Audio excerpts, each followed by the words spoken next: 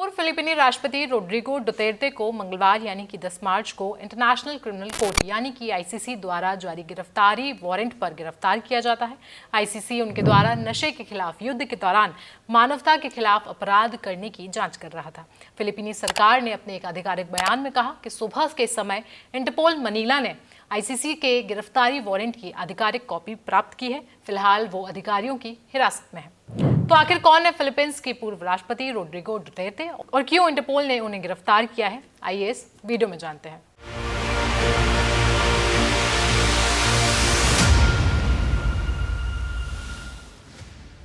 नमस्कार, मेरा नाम है आयुषी और आप देख रहे हैं जनसत्ता। राष्ट्रपति बनने से पहले 2016 में डुतेर्ते दवाओ शहर के मेयर रहे, जो दक्षिणी मेट्रोपोलिस है, और उन्होंने इस शहर को देश के सबसे सुरक्षित शहरों में से एक बना दिया। दवाओ की प्रतिष्ठा का इस्तेमाल करते हुए उन्होंने खुद को एक मजबूत एंटी एस्टेब्लिशमेंट नेता के रूप में प्रस्तुत किया और 2016 के चुनावों में भारी जीत हासिल की, जैसा कि बीबीसी ने अपनी एक रिपोर्ट में बताया। उस साल के अंतिम चुनावी रैली में डुतेर्ते ने भीड़ से मानवाधिकार कानूनों को भूल जाने को कहा। उन्होंने आगे ये भी कहा कि ड्रग तस्कर, लुटेरे और निशक्त लोग, तुम बाहर निकल जाओ क्योंकि मैं तुम्हें मार दूंगा। डुतेर्ते ने खुद को और अपनी सुरक्षा बलों को अभियोजन से इम्यूनिटी देने का दावा किया और खुद को कई हत्याओं के अपराध के लिए माफी देने का ऐलान किया। अपने सिंगल 6 साल के कार्यकाल में, जो कि 2022 में खत्म हुआ, उन्होंने 6000 संदिग्धों को पुलिस या अज्ञात हमलावरों द्वारा गोली मार दी गई, जो उनके नशे के खिलाफ युद्ध अभियान का हिस्सा थे। हालांकि आधिकारिक समूह का कहना है कि ये संख्या और भी ज्यादा हो सकती है।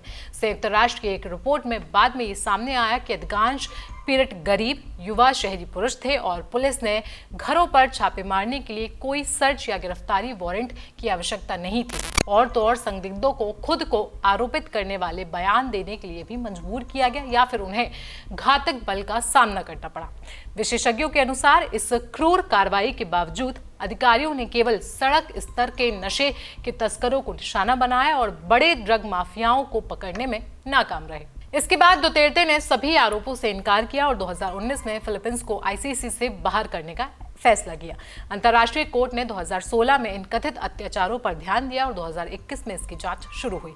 इसमें 2011 के दावाओ के मेयर के रूप में डुतेर्ते के कार्यकाल से लेकर 2019 के मार्च तक के मामलों को शामिल किया गया। डुतेर्ते की गिरफ्तारी उस समय हुई जब उनके और फेर्डिनेंड आर मार्कोस जूनियर, जो पूर्व राष्ट्रपति के उत्तराधिकारी और दिवंगत तानाशाह फेर्डिनेंड ई मार्कोस के बेटे हैं, उनके बीच रिश्ते में खटास आई। मार्कोस ने राष्ट्रपति बनने के बाद डुतेर्ते की बेटी सारा के साथ राजनीतिक गठबंधन भी बनाया, जो उनकी उपराष्ट्रपति चुनी गई। हालांकि मार्कोस और सारा के बीच राजनीतिक टकराव हुआ, विशेष रूप से इस मुद्दे पर किसी अमेरिकी और चीन फिलीपींस के लिए मायने रखते हैं। हालांकि फिलीपींस ने आईसीसी में फिर से शामिल न होने का निर्णय लिया था। मार्कोस सरकार ने 2023 के अंत में चुपचाप अदालत के जांचकर्ताओं को फिलीपींस में प्रवेश करने की अनुमति दी। पिछले साल देश की प्रतिनिधि सभा ने भी डुतेर्ते के नशे के खिलाफ युद्ध की जांच शुरू की। मालूम हो कि पूर्व राष्ट्रपति देश में अब भी एक लोकप्रिय नेता हैं, क्योंकि वो मिंडानाओ से पहले नेता हैं जो मनीला में नेताओं द्वारा उपेक्षित महसूस करने वाले क्षेत्र का प्रतिनिधित्व करते हैं। इसके अलावा उनकी बेटी को 2028 के राष्ट्रपति पद के उम्मीदवार के रूप में भी देखा जा रहा है। एक नजर डालते हैं आईसीसी के बारे में। आईसीसी का मुख्यालय नीदरलैंड के द हेग में है और ये 17 जुलाई 1998 को रोम संधि के तहत स्थापित किया गया, जो एक अंतर्राष्ट्रीय संधि है और जुलाई 2002 से प्रभावी हुआ। अंतर्राष्ट्रीय अदालत का उद्देश्य अंतर्राष्ट्रीय समुदाय के लिए सबसे गंभीर अपराधों के दोषियों के लिए इम्प्यूनिटी को समाप्त करना है। अब तक आईसीसी के पास 32 मामले आए हैं, जिनमें 18 जज होते हैं जो सदस्य देशों द्वारा चुने जाते हैं और 9 साल की नॉन रिन्यूएबल अवधि के लिए सेवा करते हैं। अब तक अदालत ने 60 गिरफ्तारी वारंट जारी किए हैं। 21 लोग आईसीसी की हिरासत में हैं, जबकि 31 अब भी फरार हैं। जनवरी 2025 तक 125 देश रोम संधि के पक्षकार हैं, जिनमें ब्रिटेन, जापान, अफगानिस्तान और जर्मनी शामिल है। वहीं भारत, चीन और संयुक्त राज्य अमेरिका इसका देश फिलहाल नहीं है।